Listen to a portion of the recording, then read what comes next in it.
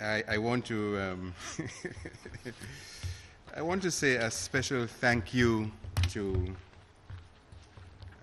a colleague by hard work, first and foremost, and that is Sherman John.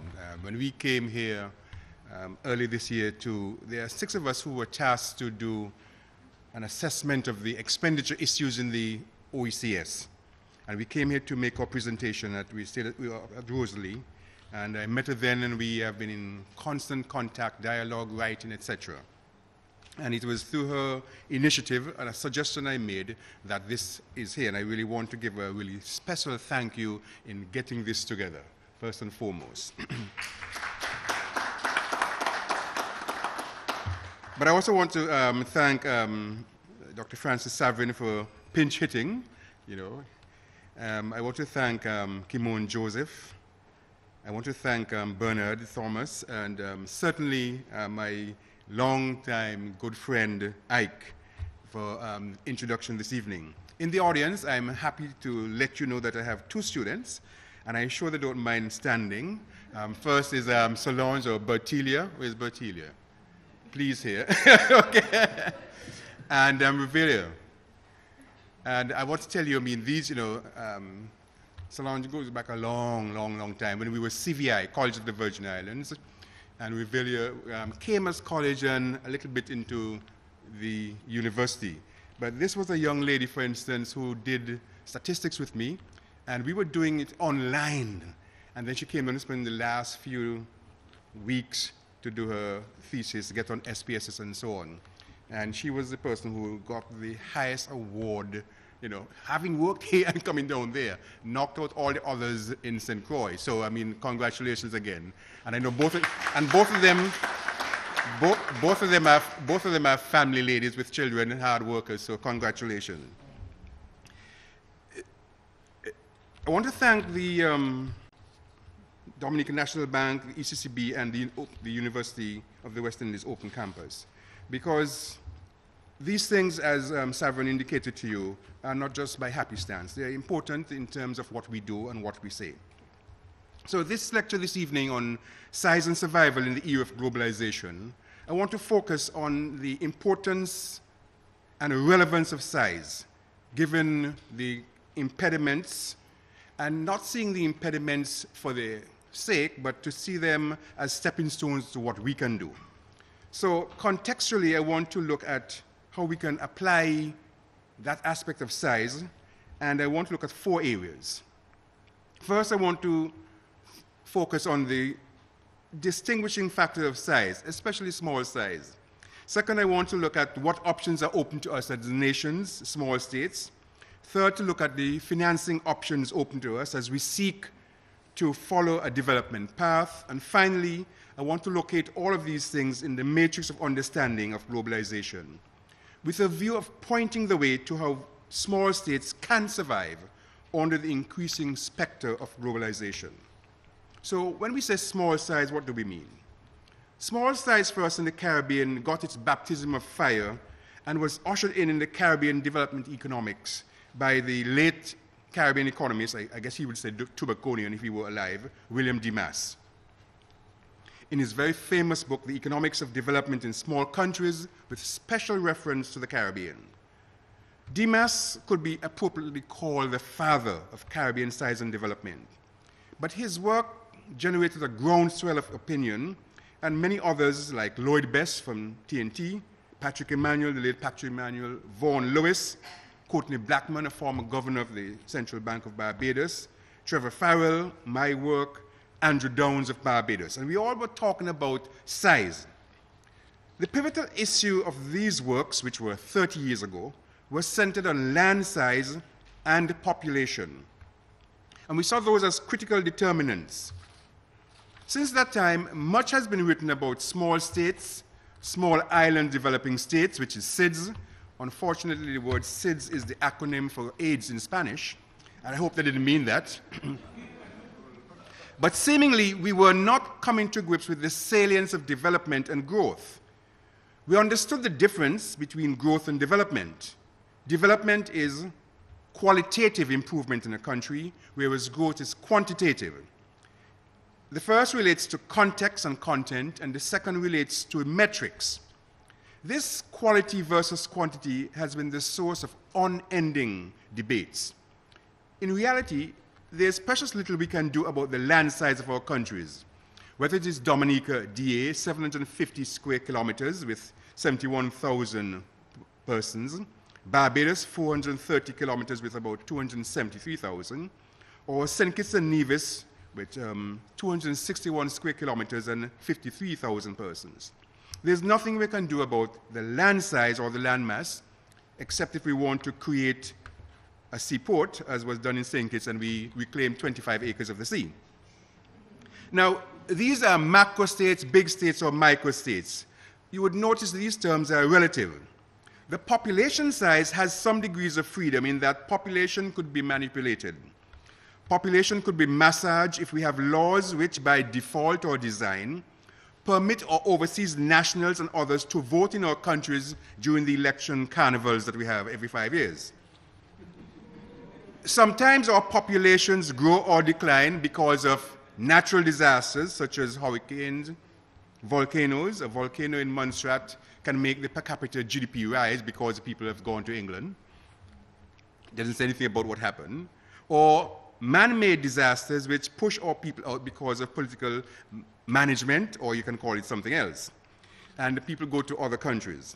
Now, central to all of these small states, however, is the fact that they are vulnerable and susceptible to internal and external perturbations.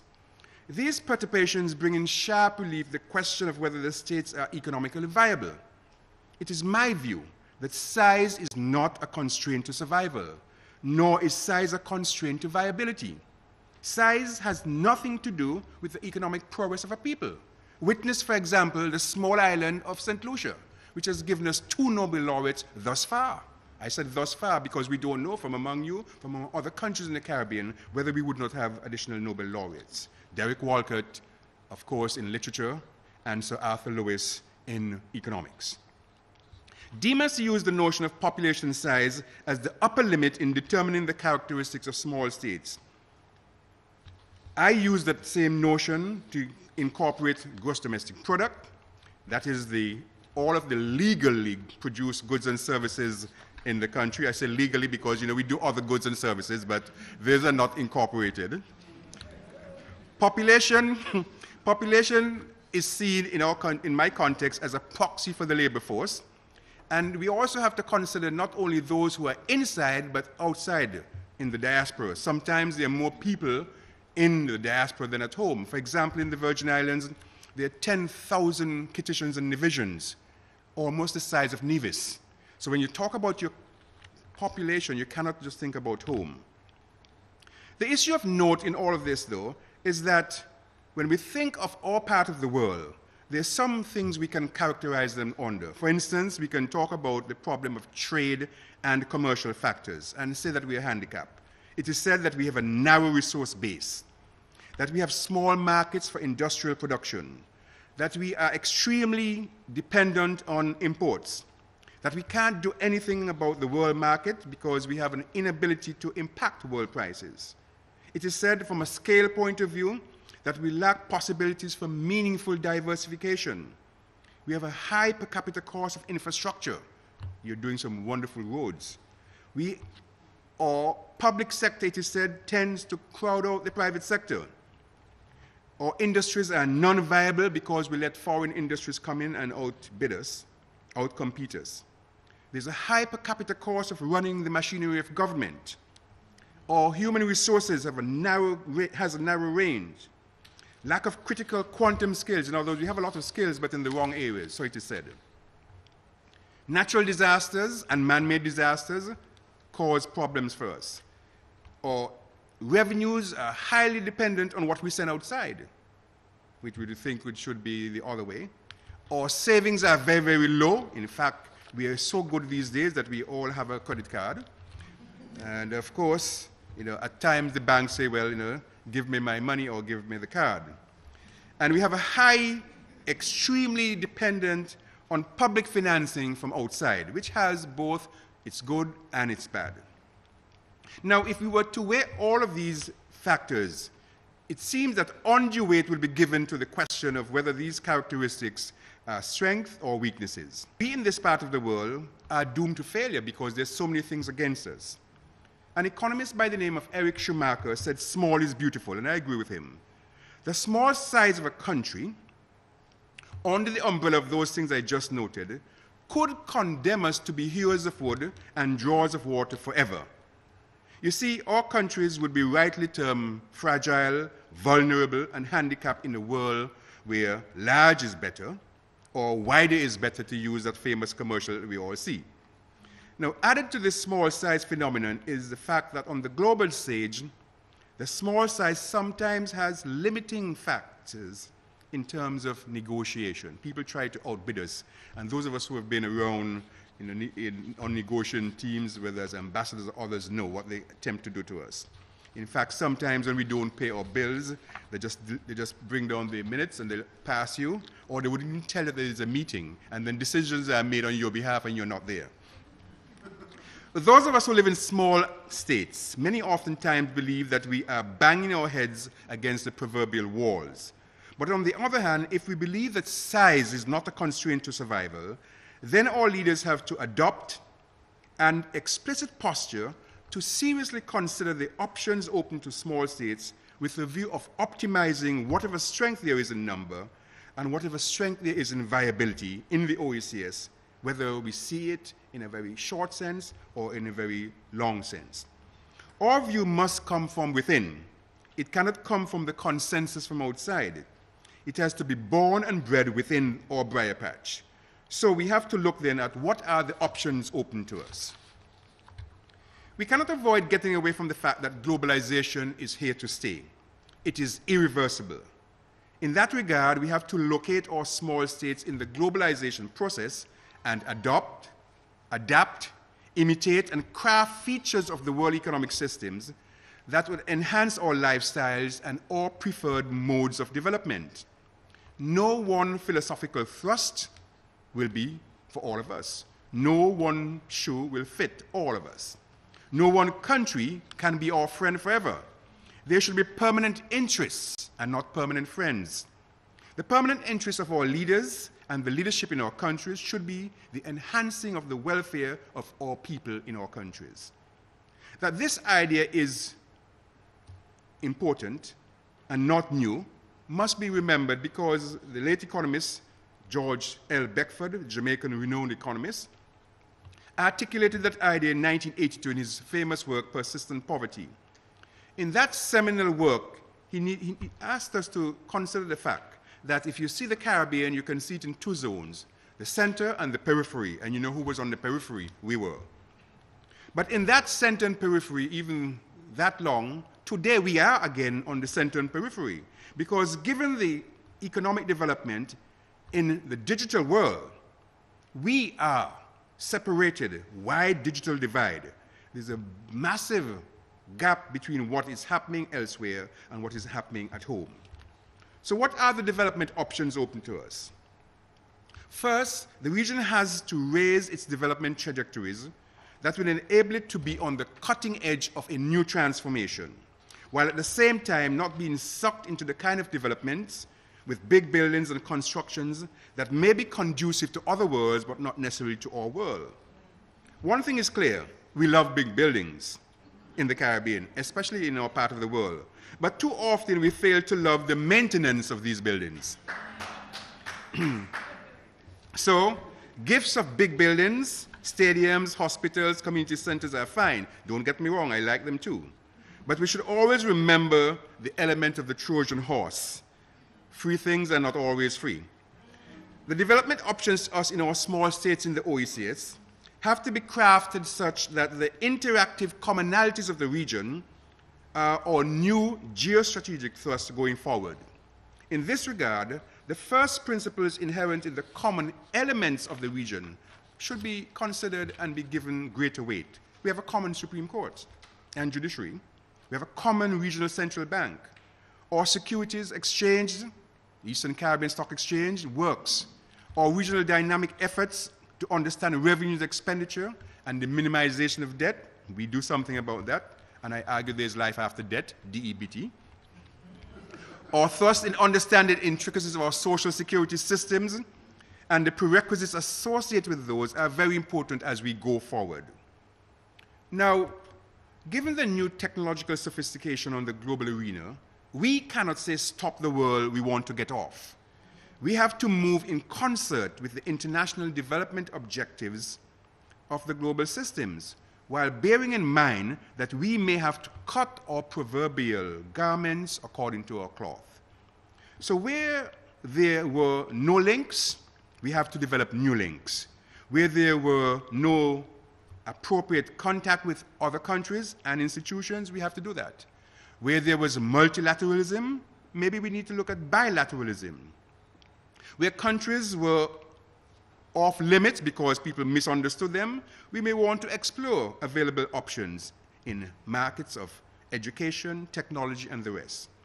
Where competitive advantages were monopolized by some in the area of microelectronics, nanotechnology, intellectual property rights, reprographic rights, biotechnology, telecommunications, and the publishing industry, and particular cultural industries, we may want to look at those things, whether to outsource or insource, or to get assistance from our people at home and also in the diaspora.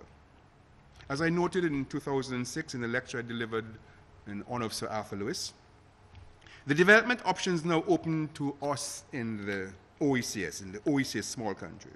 In this era of increasing globalization, require that there be concerted effort devoted to instituting new thinking about development.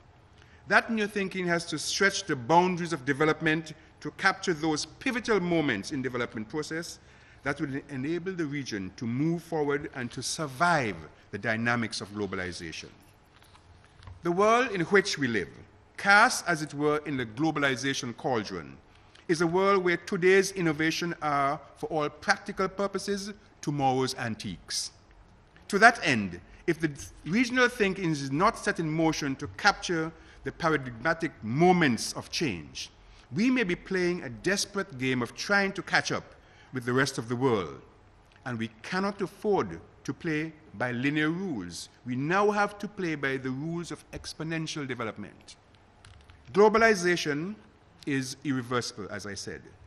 The feature of irreversibility means that we have to change to accommodate the wave of globalization. We have to go with the flow, or the flow will go with us. In a nutshell, as we look at population size and other limitations, recognize that these things are merely limiting, but they're only nominal. They're not permanent impediments.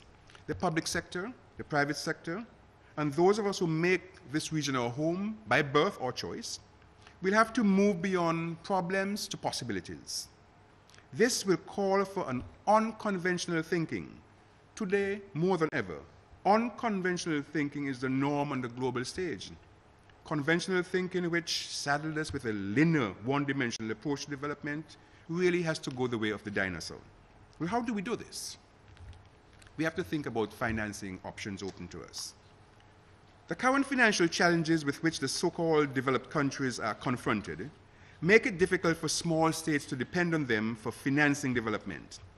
Even before the mantra of too big to fail became pervasive, and even before the sinews of capitalism were clogged by the financial meltdown in 2008, the fulcrum of financing was shifting away from small states. The international financial institutions had already decided that, look, we are going to give you money, but we will have several strings attached. You better believe that. Funds were given to us, but severe conditions were imposed linked to the questions of democracy. And I like the country of Italy because it's very democratic. Every 2 years or so, they have a new government. Now, tell me if that is democratic, you know? And I said 2 years. I think sometimes it's shorter than that. So do you call that democracy? So transparency, democracy was considered. Transparency, human rights issues, attention to crime fighting, a focus on drug and security details, and voting patterns of countries and international fora. I remember on my first assignment as an observer in countries, as an ambassador, I was observing in Guyana. And if you know elections in Guyana, it's a very curious scenario.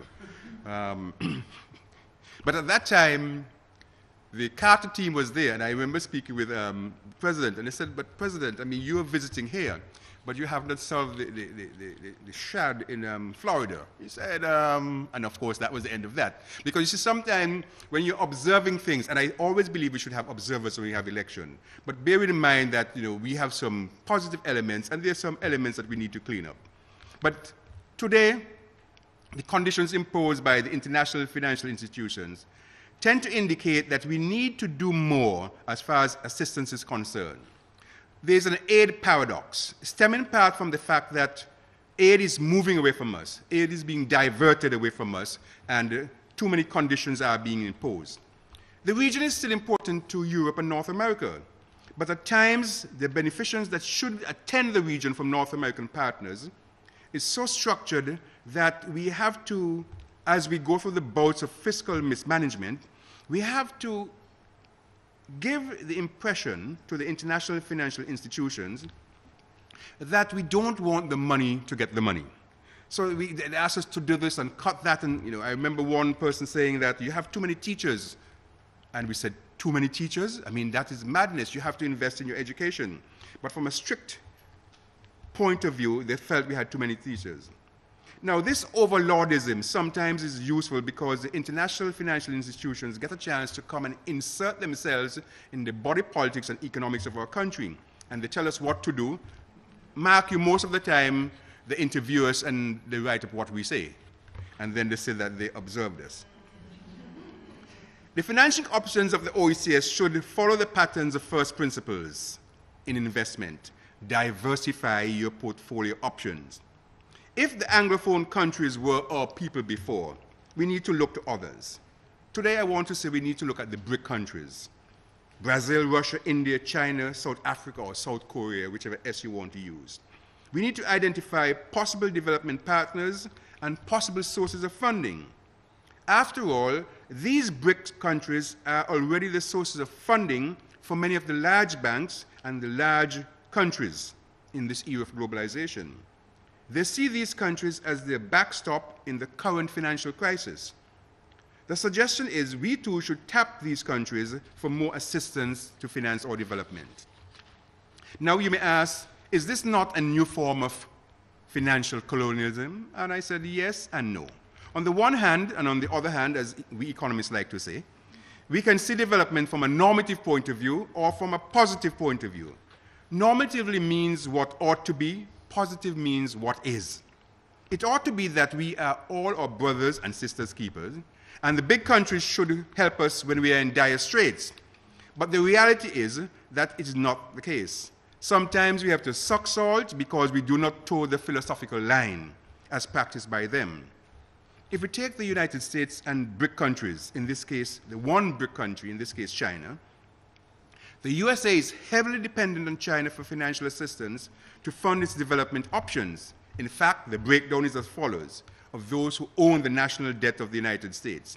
China, 8.1%, Japan, 7%, the oil exporting countries, Ecuador, Venezuela, Indonesia, Bahrain, Iran, Iraq, Kuwait, Oman, Qatar, Saudi Arabia, Algeria, Gabon, Nigeria, and the United Arab Emirates, 1.7%, Brazil, 1.6%, the United Kingdom, 0.9%, and all other nations, 15%. So here's the United States, very strong country, and may have a questionable currency, but truthfully, still is the reserve country of the world. Added to this, the 13 top holders of USA 5,616 billion treasury securities, and here are the people. China mainland with $1,264.5 billion, followed by Japan, the oil exporting countries, Brazil, and an interesting group, Caribbean basin centers, which are Bahamas, Bermuda, the British Virgin Islands, Netherlands, Antilles, and Panama. We are lending and buying the United States debt, believe it or not. Now, some of us say we should really buy our own debt, which is another issue. So, in truth and in fact, all of these countries, Hong Kong, Taiwan, are lending. In practical terms, China owns 22.51% of the outstanding USA Treasury debt, and the 13 other countries own 77.6%. This suggests that we in this part of the world have to think strategically and synergistically as we go forward to where do we get our funding from. We have to diversify our portfolio. Today, mainland China assumes a larger role in funding world development than the World Bank and the International Monetary Fund. If you see what they're doing in Africa, if you see what they're doing around the Caribbean, if you see what they're doing in their own country in terms of development, and I was there 2 years ago, visited 6 provinces, and we have to remember that that country is a massive country. When you're flying to Shanghai and your driver and your guide tells you, well, we're moving into one of the provinces of 26 million people, and you came from St. Croix, 110,000 people, you wonder if that is a family, A second source of funding for the OECS should, as it moves forward, should be the equity market of the Eastern Caribbean Stock Exchange, Eastern Caribbean Securities Exchange, and the regional government securities market. The ECSE has currently 13 companies, and you have one here, DES, and many of them are really now getting to the stage where we have to think about buying securities, getting equity. These 2 financial institutions, the Regional Government Securities Market and the Eastern Caribbean Stock Exchange, are growing. But if we are to demonstrate that we can run our own show, then self-sufficiency has to be demonstrated from within and not from outside. By internal, I mean we have to raise the level of our savings. And by external, I mean we have to tap our nationals in the diaspora who may have more discretionary capital but who may not be participating in the equity markets of the countries in where they live. These 2 institutions of financing have to be given the benefit of the doubt to see them develop and prosper. And since they are homegrown, we are best served, and the region will be best served if we invest in our own institutions and use those sources as far as our development is concerned. The regional government securities market is the place where treasury bills and bonds could be purchased. Interest rates are very lucrative. When I look at them, I'm seeing 6%, 7%, and of course, if you on the US mainland now, if you get 1.5%, you're doing really, really good. I know sometimes we have to consider haircuts. And what is a haircut? We've done it. There have been several examples around the region. In St. Kitts and Nevis, my place of birth, they undertook a debt restructuring program, and at one time where the GDP was over 100% or 200%, depending on what metrics you use. In other words, for every dollar of national development, i.e. GDP, $2 was debt. Of significance is the fact that policymakers in St. Kitts and Nevis understood that a homegrown approach had to be developed, and so they developed one, paralleling what the IMF would have done or the World Bank would have done, to force them down to the 60%, which is a critical. It is said if your debt to GDP ratio is 60% and above, you're in serious trouble. Once I was at a central bank meeting in Trinidad, and I met a team from the Basel Group, World Bank and International Group, and we were talking about how did the 60% come about. And it turns out that one of the guys was there at the table, and he said, look, let me just tell you what happened. A group of us were sitting at a meeting in London, and we were throwing around numbers. And we said, what would be an appropriate number?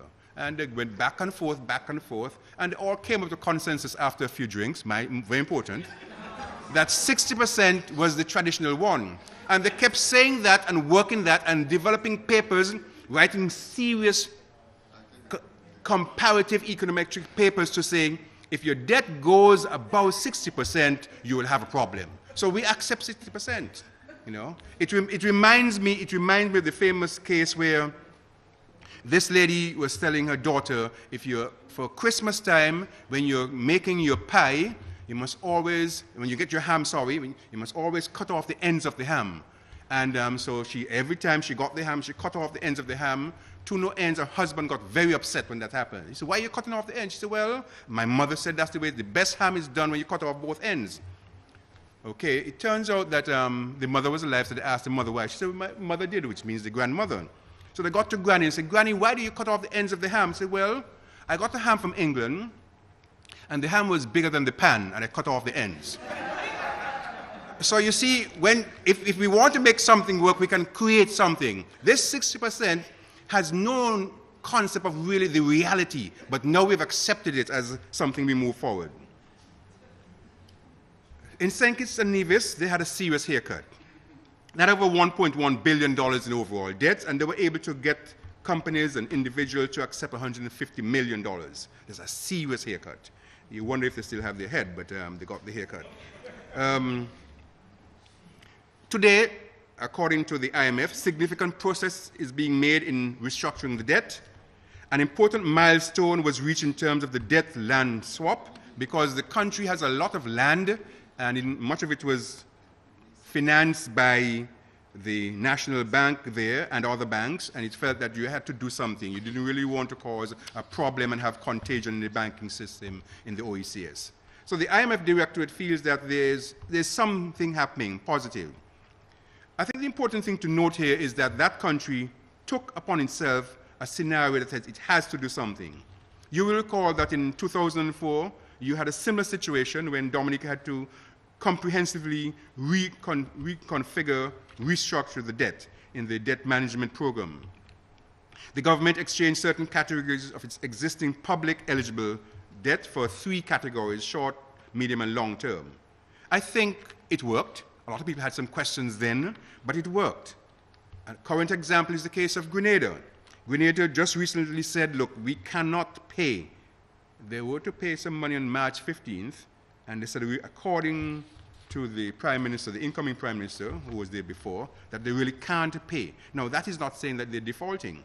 What Prime Minister Mitchell is saying, look, the global financial crisis is such, it has taken a heavy toll on us, and we feel that we need to restore growth first before we go forward.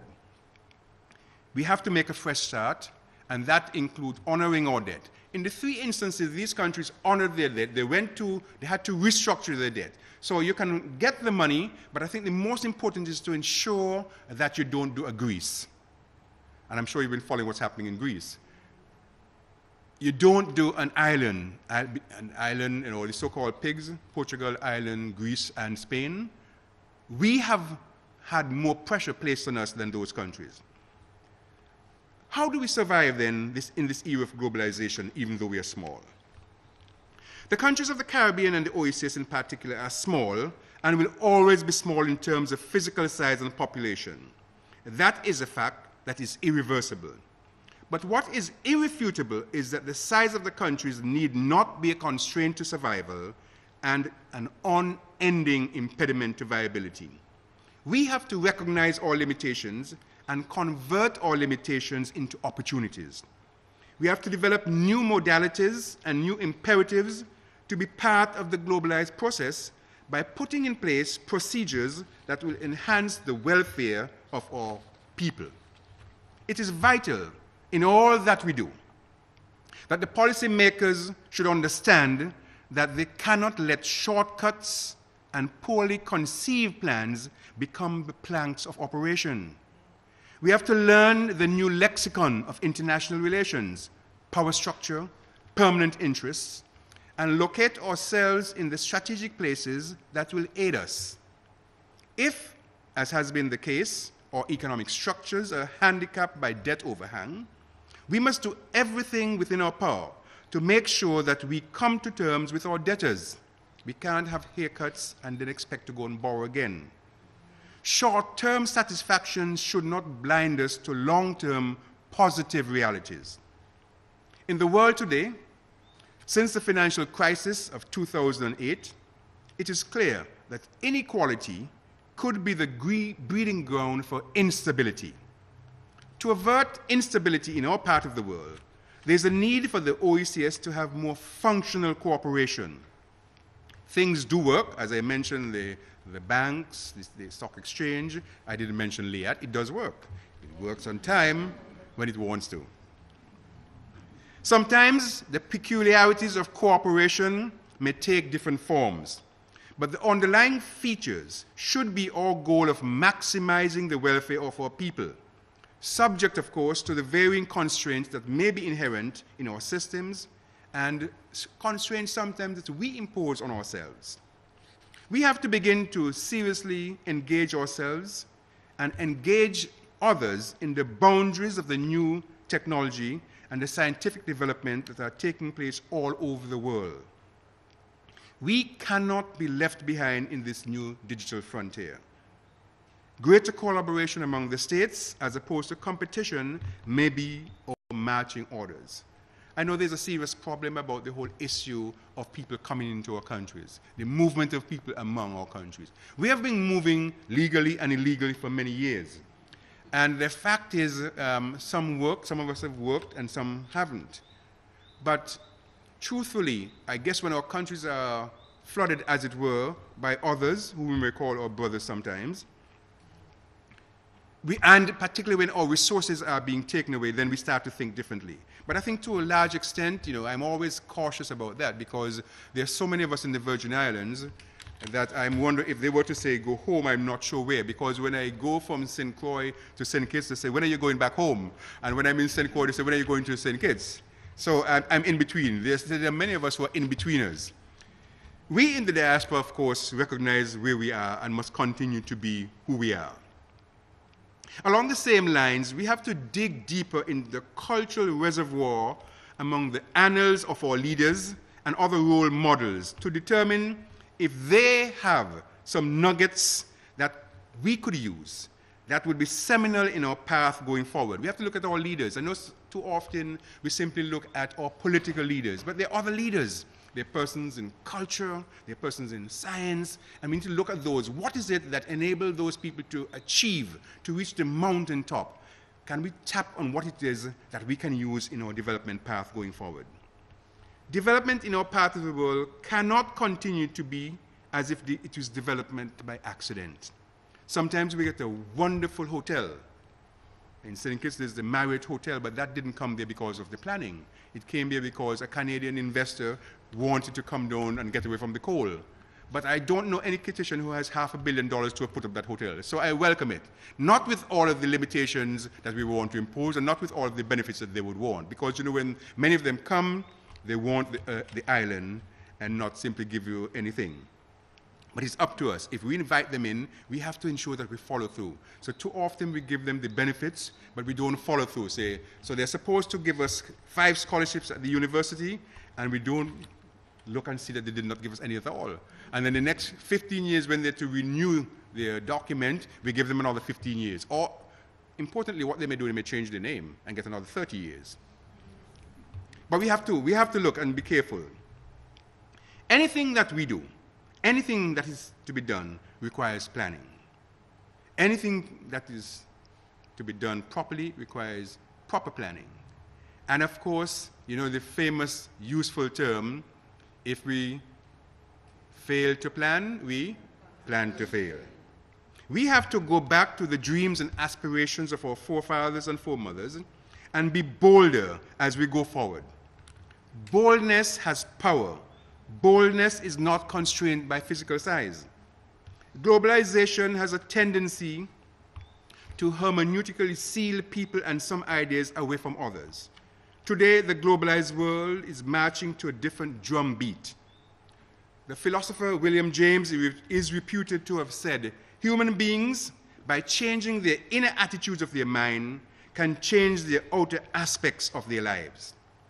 We, in these small societies and countries of the OECS, will be forever limited in our size in our island homes.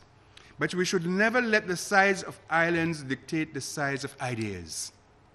And where we want to go in a continued world of globalization, we have to determine it. It means, however, that as we approach our size and development in the globalized space and see size as an asset, it is better to see it that way and not as an impediment.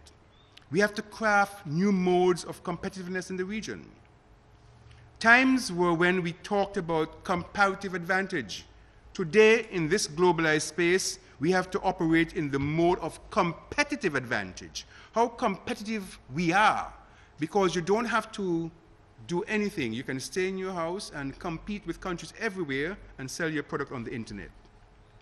today in this globalized space, we have to operate in a mode such that we see strategic issues in where our businesses and governments, tout le monde, go. We have to seek to restructure the inherent limitations and challenges imposed by market size and the global space. We have to craft synergies where our economies and our leaders use the benefits of our size and our markets to position our societies on favorable platforms, circumstances of our own dictates. In all that we do, we have to develop a template of aggressiveness to protect ourselves in this era of globalization. Because globalization has a tendency to have a bulldozer-like mentality. It can run over you and establish this one thing, and therefore your local specific issue would not be considered. So we have to survive, but we have to marshal our inner resources and rise to the occasion so to do. Now these ideas may be dreams, but our dreams are uniquely ours. Your dreams are uniquely yours. We should see our dreams and use them to inspire new solutions, resolve problems, minimize conflicts, and move our societies to higher heights in the pantheon of the global space. The philosopher Epictetus said, "What concerns me is not the way things are, but rather the way people think things are." We have to think how we want things to be in this new era. If we apply a greater intensity to survive and progress, in spite of all the apparent limitations of size, we will survive. You see, intensity of purpose will triumph over extensity of negatives and handicaps every time. Robert Greene, in his powerful book called Power, Law 38, said, "Think as you like, but behave like others." But he said, if you make a show of going against the times, flaunting your unconventional ideas and unorthodox ways, people will think that you're only wanting to make attention of yourself and look upon others, down on others. They will find a way to punish you for making them feel inferior. It is safe to blend in and nurture the common touch. Share your originality with tolerant friends and those who are too good and to benefit from your uniqueness and appreciate your uniqueness. I always remember the famous, wonderful Jamaican play, Smile Orange. I remember the guy who said, "May I help you, sir?" And he helped the tourists. And of course, after he left, he cussed the tourists because the tourist was bad to him. What do? We want tourism in the Caribbean. What do? We cuss the tourists up front. So we want tourism, but not the tourists. We have to make a determination what we want. Our region is unique. So we have to showcase our strength and the strength that our people have. The people must see the strength and see it not from a size perspective, from a size possibility. The global era in the digitalized space recognizes micro features, recognizing that what we should be, and recognize that micro, whether we are micro or macro, that we have to move forward. But the key elements in all of this approach are to ensure that our seemingly unconventional elements and unorthodox ways are not used by others to handicap our growth and development. Pragmatism and diplomacy should attend all that we do on the global stage, and we must develop new stratagems in going forward in this era of globalization. I want to end by saying size is not a constraint to survival. Size should be seen as a possibility of where we can go and what we can achieve. Every big thing started small. We will not achieve the land mass, but we should not assume that because we're on this small island that we should only have what I say a 2x4 ideas. Why can't we build a house of ideas? And it has been done and will be done, and this, therefore, is my contribution on this issue. Thank you very much.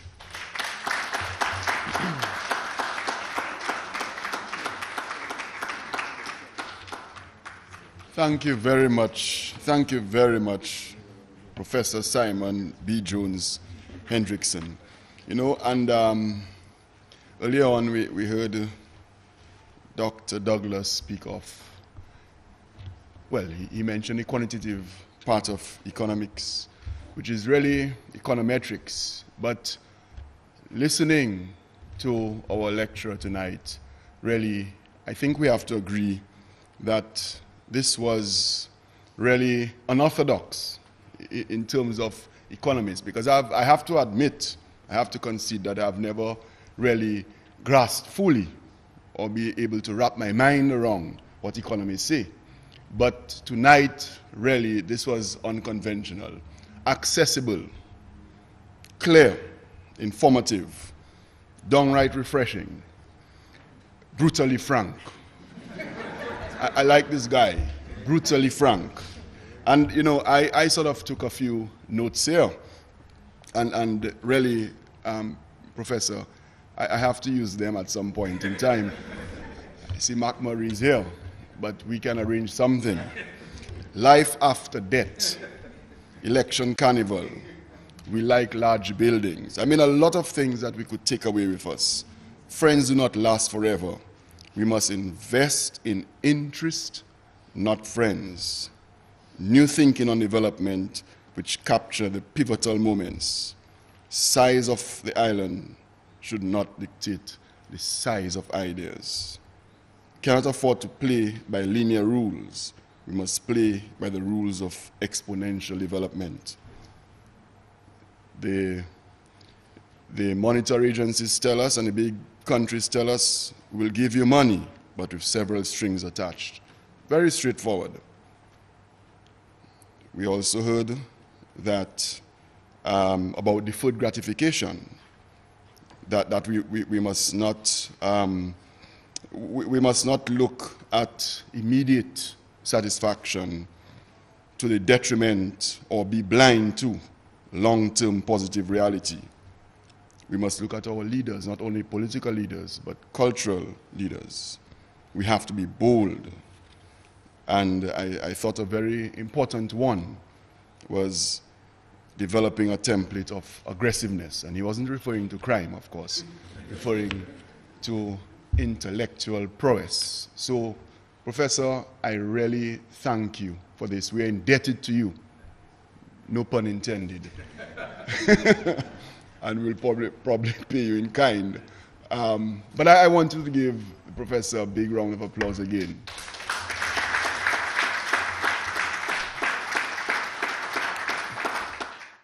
This is your time to make some comments, ask questions, and of course, we always ask you to be brief and concise. And I hope you can manage this. Professor, your delivery, as Dr.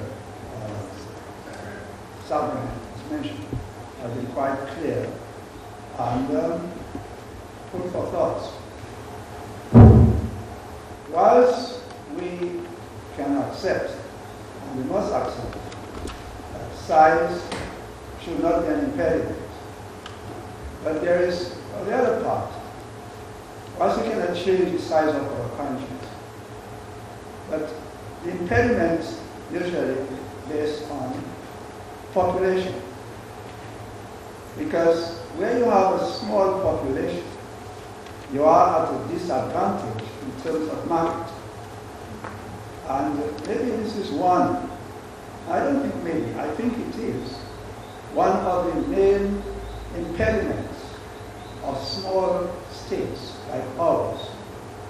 As you rightly said earlier, some countries, and Dominica is one, where you find a larger portion of our population abroad. Because whilst we may have 70,000, this must be doubled, or even perhaps treble, when you take the migrations in England, in America, Canada, and so on. But we can do something about it in the smallness of our country. In terms of coming into blocks, because the world is moving into blocks. Even the bigger countries see themselves in blocks, so they can dominate the place. And wouldn't you feel, or wouldn't you agree that like CARICOM, we need to have less talking, and over so many years we've been talking about this unity, CSME and all that. If we could bring ourselves into a block, would that be giving us a bigger leverage to face the might of the other bigger blocks? Thank you very much for the question. I certainly agree with you. I've always said, though, that in the CARICOM experience or experiment, that the OECS is the stronger of the two partners. And I say partners because we are one and they are the other. But sometimes when our leaders, and I must, in the interest of transparency, let you know that I was for 4 years an ambassador from St. Kitts and Nevis to the OECS, CARICOM and the ACS, the Association of Caribbean States. Sometimes when our leaders go to the CARICOM meetings, they're too quiet. And of course, those of us who are academics who are coming to advise say, look, guys, if this thing is to work, we have to work. And we are doing it. I mean, the experiment is working in the OECS. Have you been to Guyana recently and look at their currency relative to the EC dollar? I mean, if you want to buy a bowl of crab soup, it's easily 200 Guyanese dollars. And they don't work in those kind of metrics. So it is working. Size really, from that point of view, I always do not want to limit myself to home. I may be biased because I live in the Virgin Islands, but I'm in St. Kitts every month, really, because I want to do something, add something to the country. So I think we have to look at our people abroad. We have to look at the diaspora. Some countries have, like Jamaica, for instance, has a ministry devoted to looking at their nationals abroad. Sometimes we are forgotten abroad, so we have to think of that. And we, in terms of remittances, at one time Barbados consciously planned to send people abroad, because, particularly the nurses, because they will send money back home. There are whole areas in St. Kitts which was built up from monies in the U.S. Virgin Islands, and we've done studies to that effect. So we have to take that into consideration. But you're right, in size and numbers, we have some powerful things. But it also means that we have to link up with others to ensure that we are not left out. And I give one instance. My first meeting on the ACS was on Margarita Island, a little island off of Venezuela. And all of the larger Latin countries were there. And of course, because we were non-Spanish speaking, we're sometimes left out. And I said, but what is this? And I told our guys that we have to caucus. And the guy said, no, you don't have to caucus. Nobody's caucusing. We all are, we're part of the ACS. And so it happened one day after lunch, we were passing a room, and they were the Latin group in there caucusing, and we weren't caucusing. So what happens is that when we go on the floor, each country is talking, and there's no common plank. We have to caucus. All of the countries caucus. So we have to make certain that when we go there, we have a plan. That is not undermining the sovereignty of the country. It is simply giving a platform on which we can operate from a common issue. But too often what happens is what we say at CARICOM meetings, we say we are for CARICOM, we are for the CSME. But when we come home, we say, boy, the fish belong to me, the fish doesn't belong to Trinidad. I mean, we come back home and we say one thing at home and one thing at the regional level. And we have to figure those things, because other countries, in how they move from a hegemonic point of view, they're doing their own things. The various blocks are there. So we have to have our own block and start to work on behalf of our people. Thank you for your question. Yeah. I really want somebody else comment, but in the interim, this business about the haircut, it would be good if you could shed some light on it, because I know when we had our own program with the IMF, 2006, we did do that. We structured this fellow Swindon Lestrade. In fact, that was one of the reasons he got the Cicero Award. And followed role in it, and I have to admit though that we did it with the blessing of the IMF. Correct. In fact, there were some consultants who got some serious cash for helping us. I mean, serious money, $100,000 US dollars they got for helping Dominica in the same. And the money didn't come from the Dominican government. The donors wanted to make sure we did it, or maybe some of the experience there, maybe is what might be helping on the St. Kitts.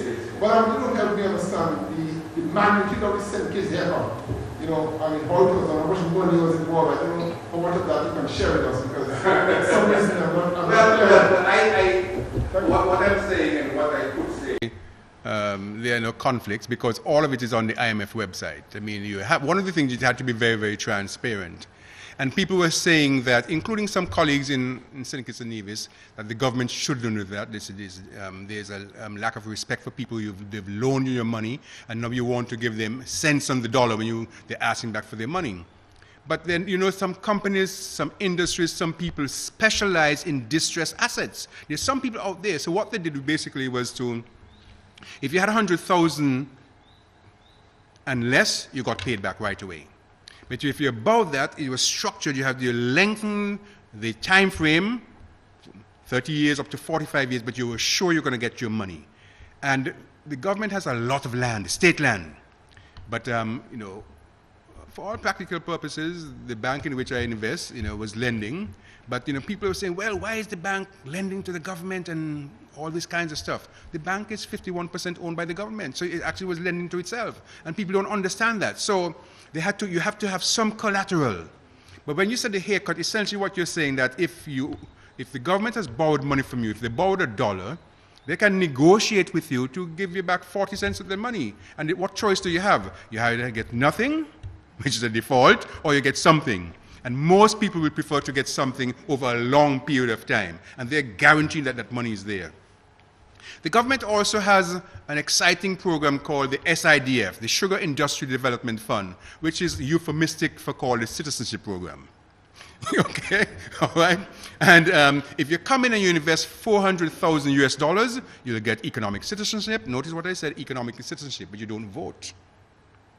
Okay, and you see what happened. There's the Marriott, the whole of the peninsula. If you know St. Kitts at all, is being developed now. Christopher Harbor, massive development taking place down in the west. You have Kittish Hills, a lot of development. In fact, as I did a paper in the same paper I call Life After Debt, even though St. Kitts had debt to GDP ratio over 100%, the amount of foreign direct investment coming in the country was the highest in the OECs and really across CARICOM. So there must be something about what's happening, what they're doing. Now, I'm not here to tell you that they're doing well, all well in the political process, because all of these countries have some challenges. But what I'm saying is that you see some progress in what is happening there, and it continues.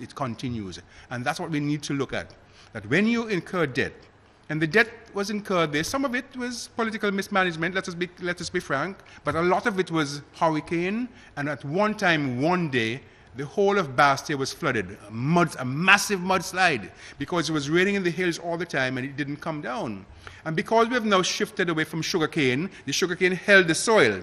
But we are building houses now. We're not growing sugarcane. So the rain just said, okay, fine. You don't want sugar?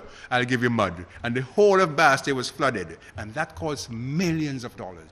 And we had a whole series of hurricanes across the region, but you know here. I mean, so when that happens, as I said, you had to decide what you're going to pay. You can either default, and default is one of the most serious situations, you know. It's like this, the law of Sisyphus. You go up one step and you fall back two. One step and you fall back two. And next time you know you're in a mudslide, a mud hole. So they had to do something. And it has caused a problem because, as you have been reading, I'm sure, two of the ministers, one had to be disciplined and one left. And that could cause a confusion, you know. But I'm not going to speak any politics about it. I still think the government is going to win, you know, but I will not speak about that, you know. You know. But the haircut is essentially a situation where a country decides to pay you less than the nominal amount that is owed to you. And it is a serious negotiation. All countries do that. Greece did a very tough one, and, but they had less conditionalities than we had given our size. Some people say it is dishonest. But as I said, some people specialize. Just like you know, if you have assets which are called C assets, which are called bad assets, which they have all kinds of names. You know if you have a C rating, you're really in serious kind of assets. But some people love this kind of asset because the higher the risk, the higher the return. They can negotiate the kinds of return, and that is what many countries did. And there's some people who are willing to put up that money knowing full well that now, forever, they'll be getting money from St. Kitts and Nevis.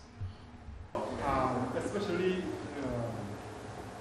your encouragement to what is normally called thinking outside of the box, not being linear, because that is our problem on here. You probably, I don't know, it is your first time to Dominica, but we call ourselves the nature island of the Caribbean. That means that we want to find our place in tourism and nothing else. And that is just coming from where we have been. I want it to continue. The Caribbean has made its name as a tourist destination, so we just want to go along that line without thinking of all the possibilities. We live in the Western world, we don't have. Our problem is to get over our traditionalism. In agriculture, it's the same thing. We have a system of peasant agriculture, 2, 3, 4 acres, and we want to remain in that. And the debacle in the banana industry have shown us that this model is obsolete, and they want to continue with it every day. Every Tuesday, there are farmers on the radio preaching that kind of a thing, peasant development in agriculture. And nobody's thinking. The economists of Dominica, they are not thinking. The government leaders, they are not leaders, they are misleaders, I call them. They only follow what is popular in the society, tourism, ecotourism, what else. Some consultants come from abroad and reinforce its idea into their heads, and they go along with it. Okay? So we are not thinking. There are new paradigms in the international economic order. We must be aware of them, we must recognize them. There's a new international division of labor. We must recognize it and find creative ways to position ourselves in this new international division of labor. It is not what it was in the 1920s, the international division of labor. Okay? So, there are new possibilities, but size does matter, because in a lot of areas, physical science have shown us that you need critical masses for a lot of processes to take place to be sustainable. Okay? You need a critical mass. So it does matter. But at the same time, we have a saying around here that a small axe can beat down a big tree. But the small axe must be well sharpened and properly wielded. Okay? And that is our problem here. Okay? The world of technology. Technology is open to us. Why don't we think of the industrialization is almost like a taboo word around here, in Dominica. That is something impossible for us to industrialize. And that's why most people go to be doctors and lawyers in traditional professions. And not enough emphasis is being put on engineering, physics, chemistry, and this kind of subjects, hard subjects there. These are the subjects that we need in this modern world. And we have to push them subjects there. In our education system, size doesn't matter for that. You could have a small class of 20 engineers, and they can do something for a country like Dominica. We can find our place, because, let's take an example. Barbados doesn't have a motor car industry, but data processing done in Barbados adds about 1% to the industrial value of each motor car produced in the United States, in Detroit. Okay? Because of the new international division of labor, certain things can be done in Barbados. Data processing. Okay? Obviously, it's a small thing. But it's part of the auto industry. Okay? So Barbados doesn't have an auto industry, but it takes part in the auto industry because of data processing. So we can do things like this. Okay? We can take part in a lot of industrial developments. In a small way, in our own way, but we have to be prepared for them kind of things and educatively develop the human resources. We talk about human resources a lot of this day and age. This is the age of human resources, not just natural resources. Because a lot of people think it is natural resources, go and make it mines or oil fields. Okay? But the human resources, the gray matter, is much more important than the natural resources. I believe so. Thank you.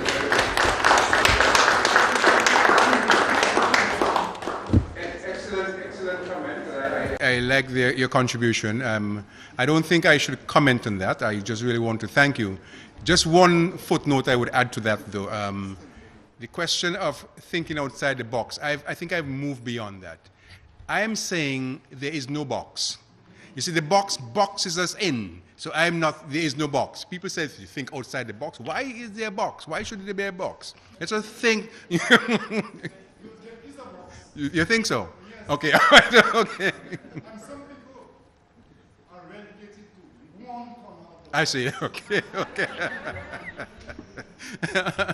but very, very, very good points.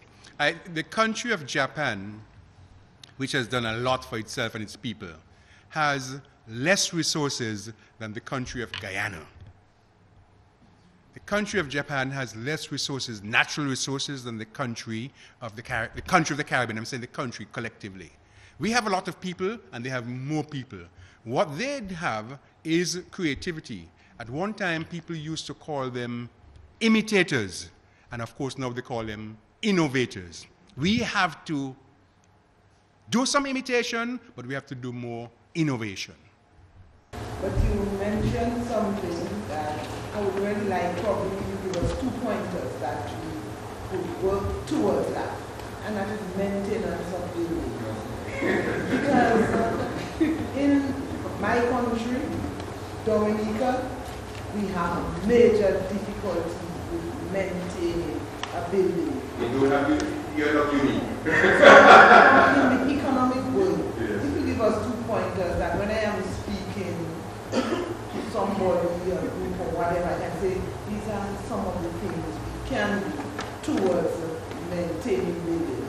But even higher up to the persons in the policy making, and when we come to budgets and those kind of things, how do we go about it? You know, part of the problem really is not that we can't do it, but is the level of responsibility to which we attribute to doing what we have to do. I used to ask my students, because I see them on campus, and this will be the garbage pan. They're drinking something, and they will leave the bottle right here, and the garbage pan is there. So I said, do you do that at home? And some people say, yes, they do that at home. So we have to start at home and say, would we have our house in this particular way? When we go in the office and we see a piece of paper on the floor, we would leave it on the floor. And some people will. You know, there was a teacher in St. Kitts once, when he was interviewing people, will deliberately leave a sheet of paper on the floor. And if you step over it, he will not interview you. I mean, because you're telling him right away that you have no responsibility. It is your stuff and not his stuff. The country of Japan, they say that I'm going to work for my company. You know, it's not their company, but it's that collective responsibility that this building is ours, whether we got it or we built it. This is our building, and we want to maintain that building. When I was teaching in Jamaica, youngsters used to throw stone at the bus. We used to call them the Jolly Green. It was a big green bus. They say, we're mashing up the government bus. The government bus is our taxpayers paying for those buses, you know. And Carnival in the Virgin Islands, people say, man, we got to throw the garbage on the ground, because if we don't do that, the people can't come and clean up after. There will be no work for them. So you have this kind of notion that, you know, it is their thing. It is not, but it's our stuff. You know, we are paying for these things. And if we start to see it in that light, then maintenance is not a problem. But one of the things about maintenance is that you have to be proactive. You cannot, my wife is a physician, and you know, she always said that people say, oh, I'm healthy, I've never been to the doctor. Really? You better go and check, because all of a sudden something can happen and you don't know what, you know, he said, and it is too late. So it's always good to take a preemptive strike. If you see something, do something. Make a move to ensure that you can check something before it happens. Because if you wait until the last moment, it's problematic, and that's what we do. We say the building looks good, but what we didn't realize that we built the building on a termite's nest, and then it just fall down on us. So we have to just think ahead, plan ahead, make conscientious planning that every year you're going to do the following things. Including, by the way, for us as persons, plan to get some rest, plan to do some travel, go on a trip, see your doctor, check your eyes, and when you get to our age, I'm 68 years old, make certain that you do the checks that men ought to do. Men ought to do, and women too. So it's important that you do those things, and we take them for granted. So maintenance is both body and mind. It's also a spiritual thing and a commitment that you want your house to be in order. Put your house in order first. I'm always amazed, though, when I go to, whether it's North America or Europe, and see all nationals and the commitment to have to their workplace. I said, but if you can do it there, why can't you do it here? You know, and maybe our society does not really push those things, but I really think we ought to. All right? I wonder whether you have any comments vis-a-vis energy costs. Many of us really need to learn one word in energy costs: audit. Because if you come to our homes and you see all the lights we have on for every little thing, I mean, we leave the refrigerator, we cook and we leave the refrigerator door open, and that's money going down the drain. Particularly given how we get our fuel, and particularly how much we have to pay for our fuel. So I think we have to energy must be part and parcel of our development planning, how much it's going to cost us, both in terms of getting in. And that's why I guess many of us really appreciated what the late President Chavez did for us, because we have to get some subsidy. Governments have to be creative. In St. Kitts, the government used the Sugar Industry Development Fund, or the citizenship program, to subsidize it. But can you continue that forever? I was in Morocco 2 years ago. They have a massive reverse osmosis plant. Here you can have your hydro and continue to have your hydroelectricity in Guyana. So we have to start to look at energy as critical to our development path going forward, and the kinds of energy we have. But we also have to be disciplined enough to know that we should turn off the lights. We should, when we have on computer, we should not necessarily leave it on all night, because tomorrow morning we don't want to turn it on again. If we turn it on, we can turn it off and put it on. If we have something plugged in, that energy is being, there's a lot of possibilities. So we have to discipline ourselves. We have to take a new attitude towards energy, and don't, when we go in cold rooms around the Caribbean, I wonder who's paying the bill. If you've ever been to meetings in Bahamas and Paradise Island, those things are like they're in North America, particularly in the North Pole. We have this tendency, but I've learned when I'm doing things, I walk with a jacket, you see. So because our countries like to show off and make the rooms as cold as possible. And even when nationals come from North America, they say, well, why is this place so cold? And we now have to put on jackets. So in a nutshell, it is going to take a new view vis-a-vis the cost of energy, because it is not cheap. And also, not only the cost, but the fact that the resources are being depleted. So we have to start to look at alternative ways of generating this stuff. And this brings us in a whole serious problem about whether you want to do a kind of thing that happened in Japan and so on and so forth, what kind of meltdown you can have. So we may say, well, I'm not thinking about that. I will not be around, yes, but our children will be around. John Maynard Keynes, famous economist, said in the long when we're all dead. That is true. But if we have children, we can't die. Our children will be here to benefit. And we have to ensure that what we leave, we don't want to mess up this place so much that what we bequeath to our children and grandchildren will be totally useless. So we have to start to think now. It is said, a Chinese economist, he said, what are you all thinking about? He said, look, let me tell you something. In the last 300 years, we made a mess. We had leap forward and leap backwards. We had Mao, we had Tao, we had this. He said, in the next 300 years, we want to be better. We don't think 5 years down the line. If we do, we only think of the next election. And when the new government comes in, it does not continue what the old government was doing. So there's no continuity. We have to start to think beyond that. There must be a symmetry in what we're doing, and we have to start to think 10, 20, 30 years down the line. Where do we want to be? Where do you want to be? Where does DA want to be as a country? What kind of country does it want? What kind of people does it want? Trinidad said that by 2020, they want to be called a developed country. That means that for every 2 persons who are eligible to go on to higher education, they must be able to educate 1. Across the Caribbean, we are not at that level yet. For every 25 persons who are eligible to go on to higher education, it is said that we're only educating 1.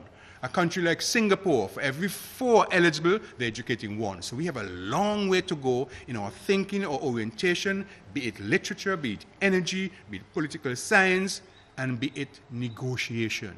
Because sometimes we negotiate in ways and means where we don't have the information. And if you don't have information, you can make a